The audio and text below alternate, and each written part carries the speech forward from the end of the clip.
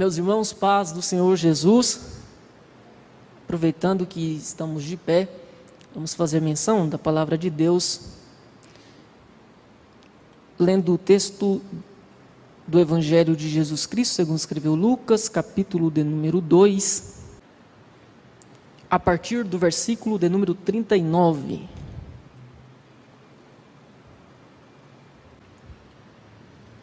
E quando acabaram de cumprir tudo segundo a lei do Senhor, voltaram a Galileia, para a sua cidade de Nazaré, e o menino crescia e se fortalecia em espírito, cheio de sabedoria, e a graça de Deus estava sobre ele. Ora, todos os anos iam seus pais a Jerusalém, à festa da Páscoa, e tendo ele já 12 anos, subiram a Jerusalém, segundo o costume do dia da festa, e regressando eles, terminados aqueles dias, ficou o menino Jesus em Jerusalém, e não o souberam seus pais. Pensando, porém, eles que viria de companhia pelo caminho, andaram caminho de um dia e procuravam entre os parentes conhecidos, e como não encontrassem, voltaram a Jerusalém em busca dele. E aconteceu que, passados 3 dias, o acharam no templo, assentado no meio dos doutores, ouvindo-os e interrogando-os. E todos os que o ouviam admiravam a sua inteligência e respostas. Quando o viram, maravilharam-se e disse-lhe sua mãe: Filho, por que fizeste assim para conosco? Eis que teu pai e eu, ansiosos, te procurávamos. E disse-lhes ele: Por que é que me procuráveis? Não sabeis que me convém tratar dos negócios de meu pai? E eles não compreenderam as palavras que lhes dizia, e desceu com eles, foi para Nazaré, e era-lhes sujeito. Sua mãe guardava no coração todas essas coisas. E crescia Jesus em sabedoria, e em estatura, e em graça, para com Deus e os homens. Muito obrigado, podem assentar. Eu gostaria de, nos minutos que tenho, ministrar ao coração de vocês uma palavra que tem tocado o meu coração já há alguns dias. E é claro, como o texto sugere, eu quero falar sobre Jesus, o jovem perfeito. Jesus foi e continua sendo, sem sombra de dúvidas, o jovem mais extraordinário que o mundo conheceu. Se o jovem que dividiu a história em antes e depois dele não é o mais extraordinário de todos, então eu não sei quem é. Vários outros jovens se destacaram em seu tempo, fizeram coisas extraordinárias, mas só Jesus fez obras mais extraordinárias do que qualquer outro jovem, por mais notório que tenha sido sua história, seus feitos, seu tempo. Por este motivo, por ser o jovem mais extraordinário de todos, Jesus tornou-se um modelo a ser seguido. Não um modelo de um homem apenas, mas Jesus passou por todas as faixas etárias, e por cada faixa etária que Jesus passou, ele tornou-se um modelo nela. É por isso que eu quero propor a vocês nessa noite que nós pensemos em Cristo como jovem. Quem era Jesus? Ele nasceu em Belém, cresceu em Nazaré, mas sobre sua infância e juventude, nós não sabemos muito, sabemos muito pouco, mas o pouco que sabemos é muito, por se tratar do jovem mais extraordinário de todos os tempos. E Lucas, que é o escritor deste evangelho que lemos. Ele é conhecido por ser o mais detalhista, um pesquisador nato, um escritor detalhista dos fatos que envolveram a vida de Jesus. É ele quem nos dá mais detalhes sobre seu nascimento, como por exemplo no capítulo 2, em nenhum outro texto bíblico, em nenhum outro evangelho, você encontrará maiores detalhes acerca do nascimento de Jesus, como nós encontramos no capítulo 2 de Lucas. Acredita-se que ele tenha tido como uma fonte, uma testemunha, a própria mãe de Jesus, Maria. Por isso ele dá tantos detalhes acerca do nascimento. Mas sobre a infância, adolescência e juventude de Jesus, nós temos apenas resumos. No versículo de número 40, o primeiro resumo. Este resumo do versículo 40 resume a infância de Jesus, do nascimento até sua idade de 12 anos. E como é que Lucas resume esse período da vida de Jesus?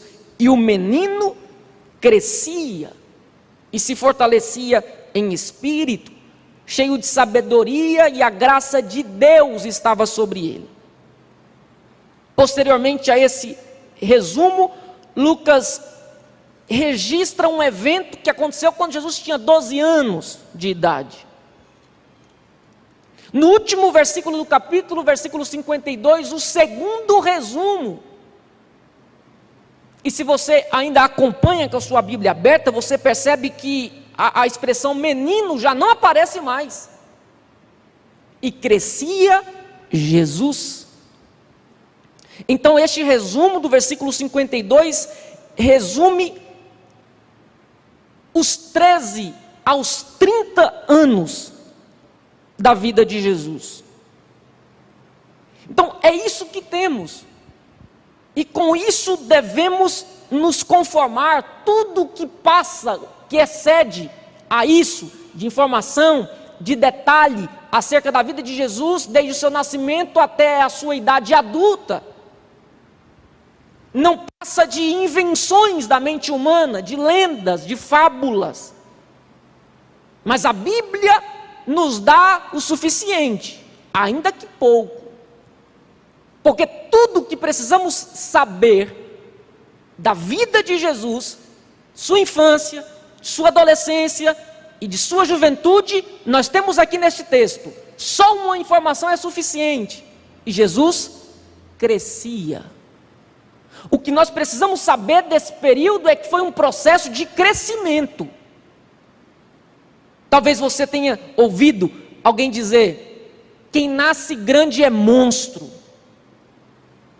Aqui nós temos o Rei do universo, o Criador dos céus, da terra, de tudo que existe, o Deus que os céus dos céus não podem conter, se esvaziando de si mesmo, se apequenando até caber dentro de um útero e se submeter ao processo natural do crescimento, se fazer um bebê, nascer, crescer como uma criança comum. É isso que temos aqui. Ele não precisava, mas ele se submeteu a este processo de crescimento para nos ensinar alguma coisa. Então, pensando neste texto que lemos, eu percebo que Lucas não nos diz que Jesus cresceu apenas, mas ele também nos diz como Jesus cresceu, como se deu o seu crescimento. E aí eu percebo que Jesus cresceu em pelo menos 4 aspectos. O primeiro aspecto do crescimento de Jesus, aspecto físico. O corpo físico de Jesus cresceu graduativamente. Ele nasceu de forma sobrenatural. Sua concepção virginal nenhum outro ser humano veio ao mundo pelo mesmo método de Jesus, concebido de uma virgem. Então, o seu nascimento é sobrenatural, a concepção de Jesus é sobrenatural, mas crescimento de Jesus é natural, não tem nada de sobrenatural. Ele cresceu como qualquer outra criança comum cresce. A prova disso é que os seus irmãos que conviviam com ele não notaram nada de diferente, não criam nele como Messias, mesmo depois que ele começou a operar sinais, maravilhas e a pregar o evangelho, já na sua idade adulta. A expressão "e crescia Jesus" é uma expressão que indica um desenvolvimento progressivo. O seu corpo físico ia crescendo como qualquer criança cresce. O segundo aspecto do crescimento de Jesus, daqui a pouco eu vou explicar, vou aplicar cada um destes aspectos do crescimento de Jesus para a nossa vida, para a nossa realidade. Mas, no primeiro momento, eu estou falando de Jesus apenas. Ele cresceu fisicamente, mas Jesus também se desenvolveu intelectualmente. Paralelo ao crescimento físico, Jesus crescia intelectualmente. Jesus aprendeu a falar. Jesus frequentou uma escola, sentou para aprender.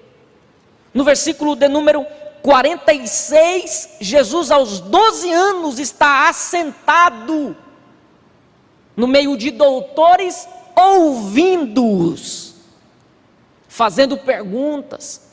Ele quer aprender, ele quer entender. Então ele sentou para aprender com quem tinha o que ensinar.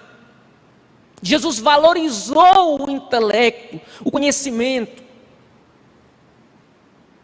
Na versão que tenho, aparece sempre a expressão "crescia Jesus", mas em outras traduções, talvez seja a tradução que você tenha, aparece a expressão "Jesus ia crescendo".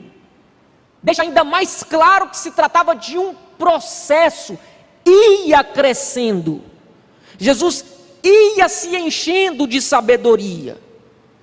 Pouco a pouco Jesus ia se desenvolvendo intelectualmente. Cada dia ele aprendia algo a mais.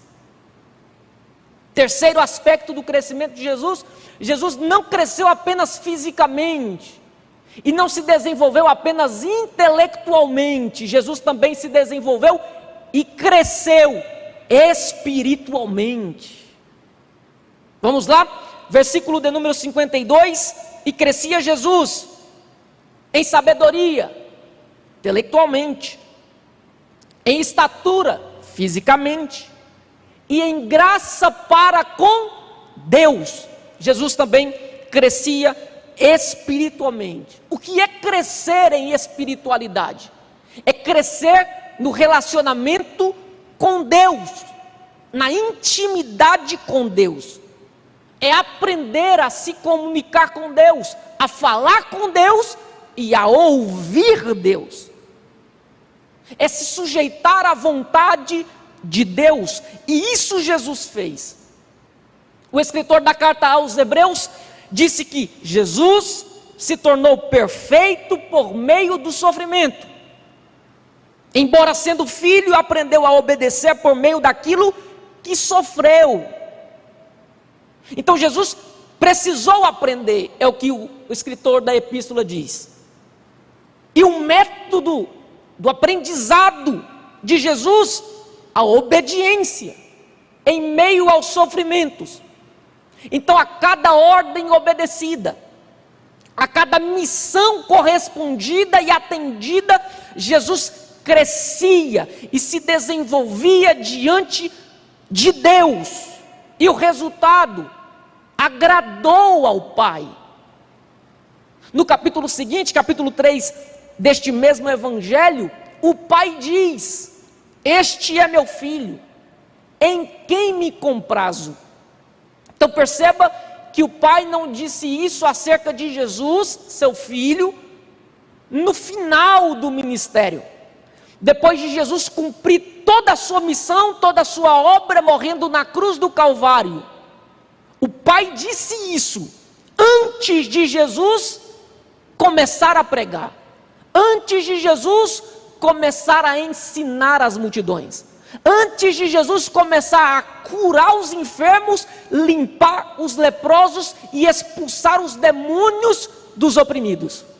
O pai disse que amava o filho após o processo, após o final do processo de crescimento.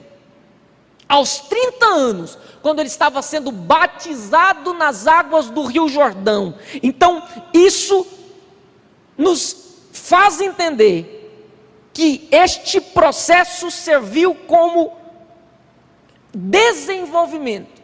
E o resultado desse desenvolvimento é que o pai disse: eu estou muito contente contigo. Ou seja, completamente Jesus cresceu. Em todos os aspectos possíveis, Jesus cresceu, amadureceu. O último aspecto que Jesus se desenvolveu também nele, o aspecto social. O versículo diz que ele também crescia em graça, não só para com Deus, mas também para com os homens. Sabe o que isso significa? Que Jesus tinha o respeito e a admiração da sociedade. E todos nós sabemos que respeito se ganha, se conquista. E como é que Jesus conquistou este respeito e esta admiração? Versículo 51, se sujeitando à vontade dos pais. Olha o que diz, que depois que Jesus foi encontrado pela mãe, no meio dos doutores, ouvindo-os, interrogando eles, e também respondendo perguntas que nem os doutores tinham respostas, depois de se destacar em Jerusalém, na presença de todo o povo, ele volta para Nazaré, para a sua cidade, para a sua casa, e o texto diz: e era-lhes sujeito. Sujeito a quem? Aos seus pais. E a sociedade vê isso com bons olhos. Deixa eu melhorar isso. A sociedade é um termo muito geral. As boas pessoas vê isso com bons olhos. O quê? Filhos que se submetem à autoridade dos pais, como Jesus se submeteu. Então, em resumo, Jesus era foi um jovem equilibrado. Ele sabia sentar para ouvir e sabia falar. Tem muita gente que é muito bom para ouvir, mas não sabe falar. Enquanto senta para ouvir, não consegue assimilar nada, não presta atenção. Então nunca conseguirá estar de pé para falar, para ter a atenção das pessoas conquistada, como era o caso de Jesus. Então, este equilíbrio de Jesus é fundamental. Sabe sentar para ouvir, mas também quando tem a oportunidade para se colocar de pé e falar, sabe o que falar. E sabe conquistar as palavras, a atenção das pessoas, porque sua palavra é uma palavra de sabedoria. Ele é sujeito ao Pai Celestial, mas também é sujeito aos pais terrenos. Equilíbrio. Ele crescia diante de Deus, mas também crescia diante dos homens. Equilíbrio. Ele crescia fisicamente, mas ele também crescia intelectualmente. Equilíbrio. Ele era inteligente, mas também era sábio. Não é a mesma coisa. Equilíbrio. Irineu disse que Jesus veio para salvar todos os homens. Por isso passou por todas as idades, tendo sido feito menino como os meninos, para santificar os meninos, se tornando modelo de piedade, de justiça e de submissão. Tornou-se também jovem entre os jovens, para ser modelo para os jovens de todos os tempos e de todas as épocas. Que concluímos com isso? Jesus foi a criança perfeita, Jesus foi o adolescente perfeito, Jesus foi o jovem ideal e perfeito. A divindade de Cristo não anulou a necessidade de ele se desenvolver humanamente. Eu sei, há muito de Deus em você. Deus reservou uma graça muito especial sobre cada um de vocês que aqui estão. Mas o que há de Deus em nós não anula a nossa responsabilidade de nos desenvolvermos humanamente, intelectualmente. Pensando nisso, estabelecendo, é claro, Cristo como referencial que podemos aplicar a nós. Nós podemos e precisamos, é uma necessidade, nos desenvolver também em cada um desses aspectos que Jesus desenvolveu. Então, eu quero recapitular com vocês cada um desses aspectos, mas agora aplicando a nós. Em primeiro lugar, Jesus se desenvolveu fisicamente. Jesus valorizou o ser pequeno. Jesus valorizou o começo. Não pulou etapas. Ele viveu cada etapa de sua vida da melhor forma possível. Eu sempre digo isso. Se você para, pensa, observa, a maioria dos que aqui estão ou na adolescência ou na juventude. As fases que passam mais rápidas na vida são adolescência e juventude. Você vai ser adulto por muitos anos. Se você alcançar a graça de Deus da longevidade, você será um idoso, um velhinho por muitos anos. Mas adolescente são poucos anos. Você será jovem por poucos anos. Então nós precisamos aproveitar essa fase, viver cada etapa. Não queira ser jovem se você ainda é adolescente. Frequente os eventos dos adolescentes, porque lá a linguagem será para os adolescentes. Frequente os eventos que são criados para os jovens, porque você precisa aprender o que se ensina aos jovens. Viva cada etapa, não pule etapas. Jesus também nos ensinou que, na medida que crescemos fisicamente, precisamos também crescer e nos desenvolver em maturidade. Porque todos nós sabemos que idade não define maturidade. Por isso há muitos homens meninos e muitos meninos homens.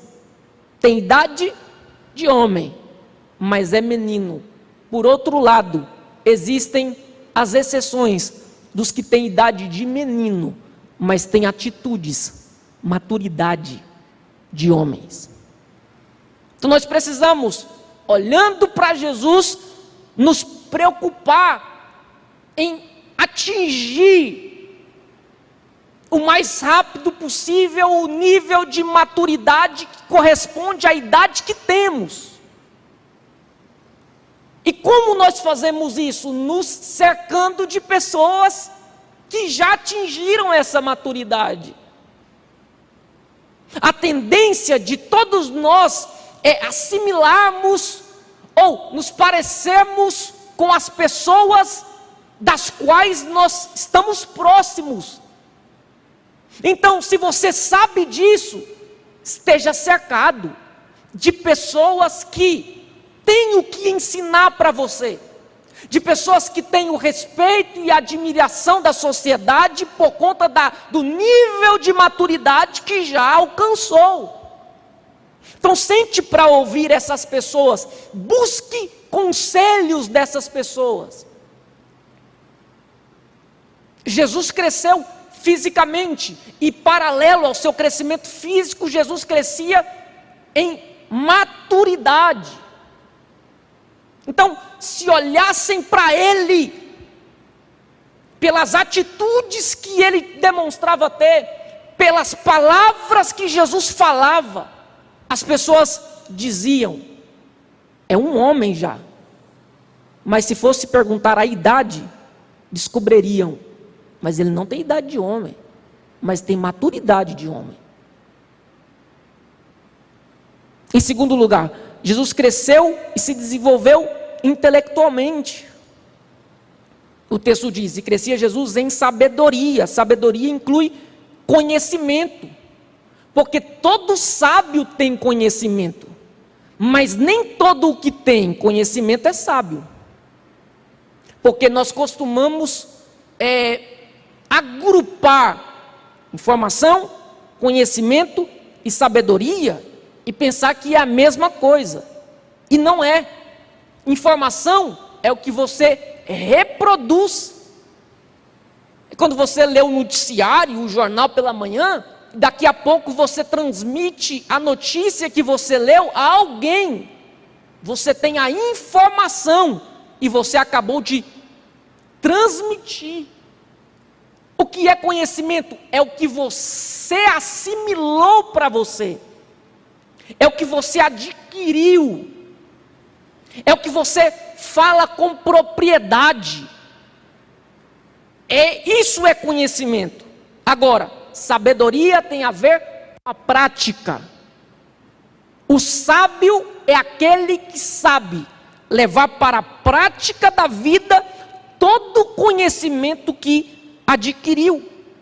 Então, sabedoria é conhecimento prático e progressivo. Prático porque só é sábio se pratica o que sabe, e progressivo porque sabedoria é nunca deixar de aprender, é aprender sempre. Então conhecimento se adquire, conhecimento se paga para ter, e Jesus valorizou o conhecimento, e nós precisamos valorizar. Então invista seu tempo, se tiver dinheiro, invista seu dinheiro, se não tem, peça para alguém investir em você. Eu sei que a maioria das pessoas investem em empresas, em negócios, mas Deus me deu o privilégio de conhecer pessoas que investem em pessoas.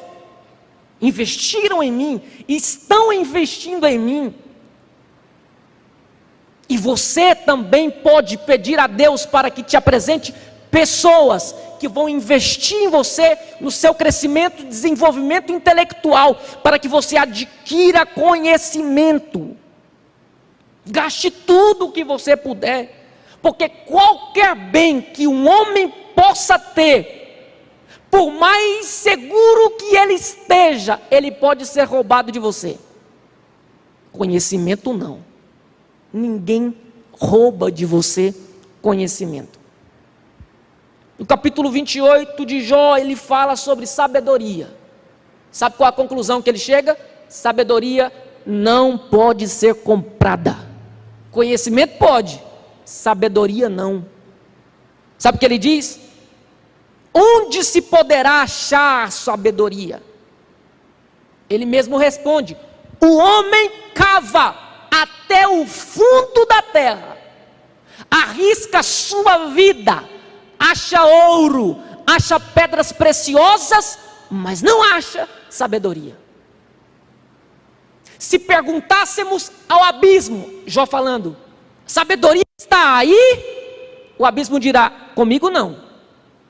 Se perguntássemos ao mar, tem sabedoria aí? Ela se escondeu aí? O mar vai responder, não, aqui não tem sabedoria, ela não está aqui. Aí Jó pergunta, de onde então vem a sabedoria?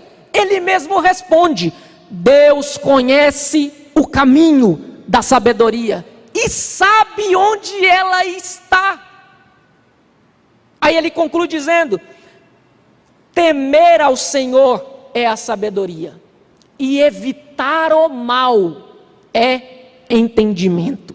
Porque ele diz que o caminho da sabedoria Deus sabe, porque o caminho da sabedoria é a humildade. Provérbios 11:2, com os humildes estão a sabedoria. Porque Jó disse que Deus sabe onde a sabedoria está, porque a sabedoria está em Cristo.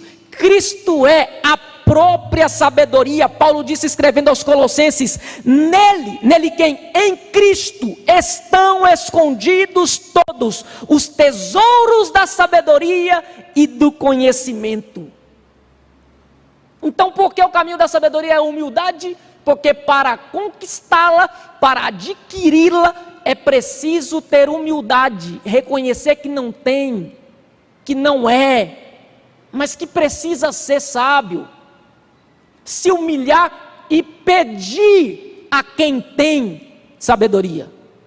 É por isso que Tiago disse, escrevendo a sua epístola, no capítulo 1, versículo 5, se algum de vocês tem falta de sabedoria, peça a Deus, porque Ele dá a todos livremente, de boa vontade.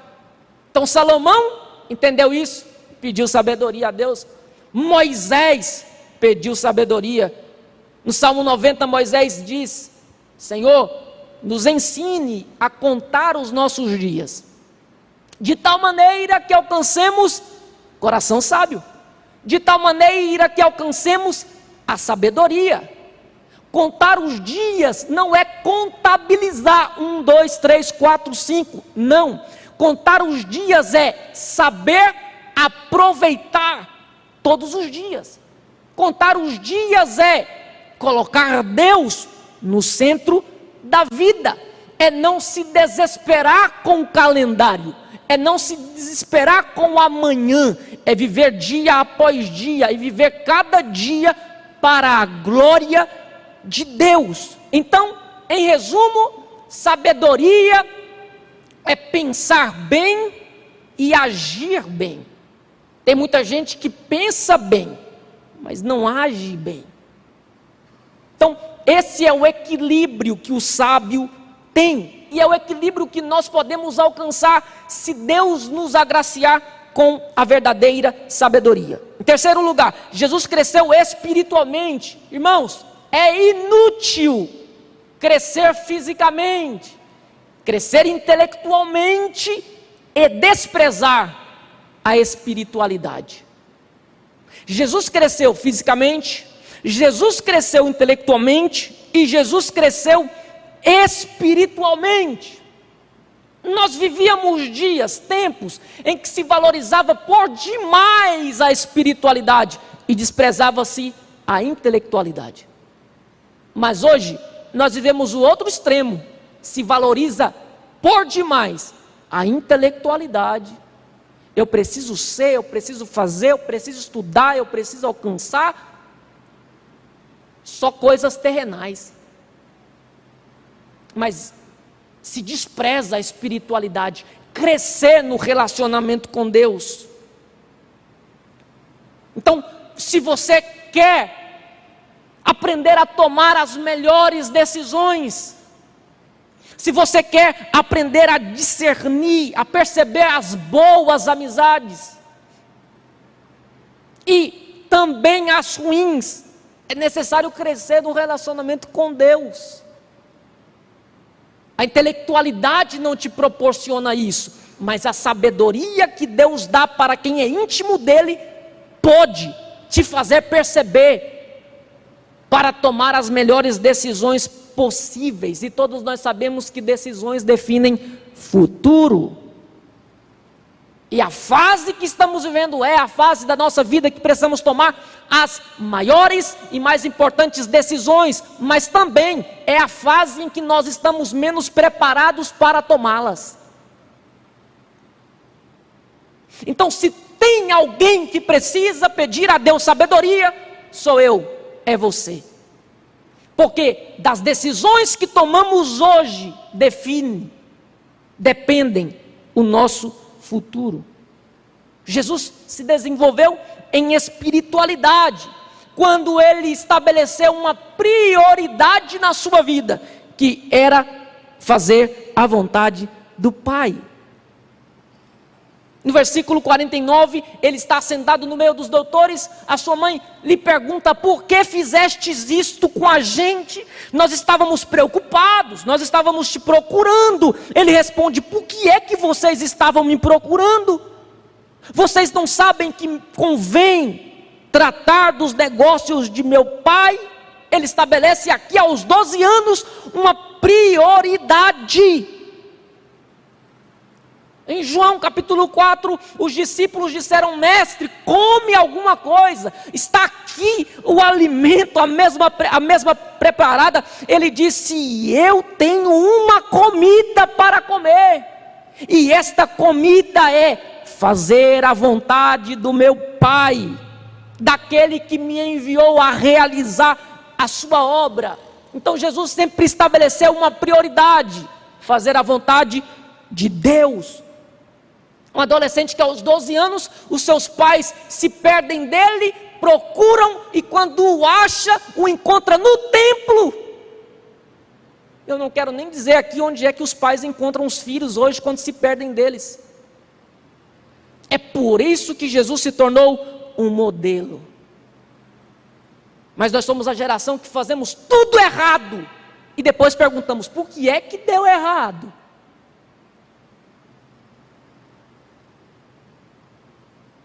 Então, em resumo de tudo que eu disse, para a gente encerrar, nós precisamos crescer fisicamente. Crescer fisicamente é ter um corpo saudável e bem desenvolvido. Precisamos crescer intelectualmente, e crescer intelectualmente é ter uma mente disciplinada e equilibrada. Precisamos crescer espiritualmente, estabelecendo Deus como prioridade. E por último, crescermos socialmente, moralmente, desenvolvendo a capacidade de discernir entre o bem e o mal, e estabelecer relacionamentos saudáveis. Eu gostaria de orar com você. Se possível, se coloque de pé. Amanda também vai cantar uma canção para nós concluirmos este momento, essa meditação, com uma canção. Enquanto eu falava, você ouvia. Mas agora você tem a oportunidade de falar com Deus. Então ore, feche os seus olhos e ore. E Deus marcará a sua vida, a partir de hoje, com uma capacidade intelectual, que você mesmo será surpreendido, que as pessoas que estão próximas a você também serão surpreendidas. E após a oração, nós iremos cantar que nós não queremos mais ser comuns, nós queremos ser diferentes para fazermos a diferença. Feche os seus olhos e ore. Pai, a tua palavra foi pregada aos nossos corações esta noite, e ao ouvi-la, o desejo que arde forte dentro do nosso coração, o desejo ardente dentro de nós, é o desejo de crescermos em todos os aspectos possíveis como Jesus cresceu. Nós olhamos para Jesus e para seu crescimento aqui hoje, e nós estabelecemos que Jesus é o nosso referencial, que Jesus é o nosso modelo. E Paulo disse que nós não vivemos mais a velha vida, mas este Cristo que cresceu e desenvolveu em todos os aspectos é quem vive em nós.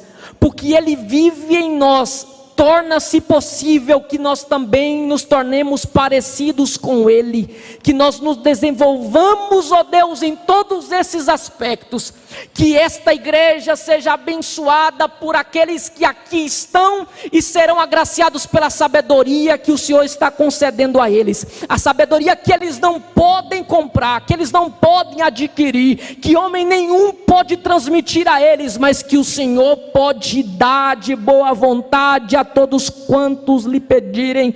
Pai, nós te suplicamos nesta noite que nós alcancemos maiores e mais elevados níveis de relacionamento contigo, que possamos crescer em espiritualidade, estabelecendo como prioridade o fazer a tua vontade, trabalhar para ti, em prol do teu reino, para que a tua obra cresça, prevaleça e avance. Tudo isso nós te pedimos, crendo que o Senhor nos concederá, porque o Senhor garantiu isso na sua palavra que foi pregada esta noite.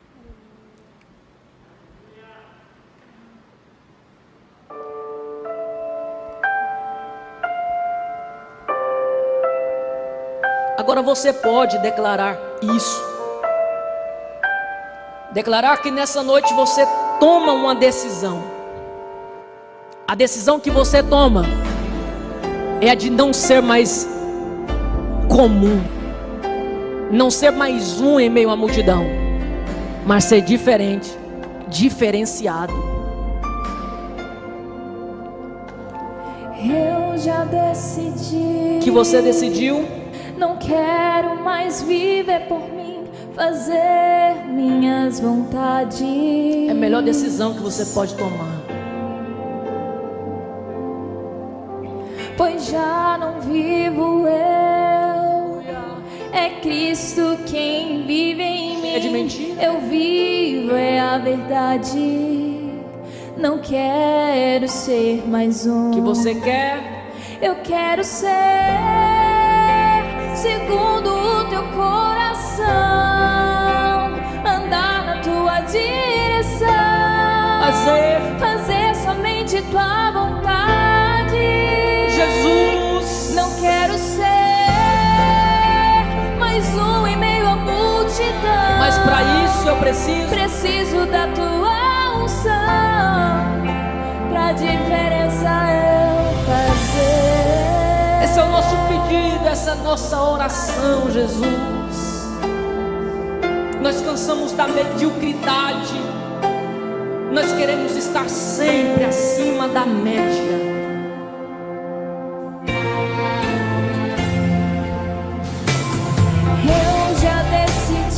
Eu também decido, amor. Não quero mais viver por mim, fazer minhas vontades. Eu nasci de novo, pois já não vivo eu. Ele vive. É Cristo quem vive em mim.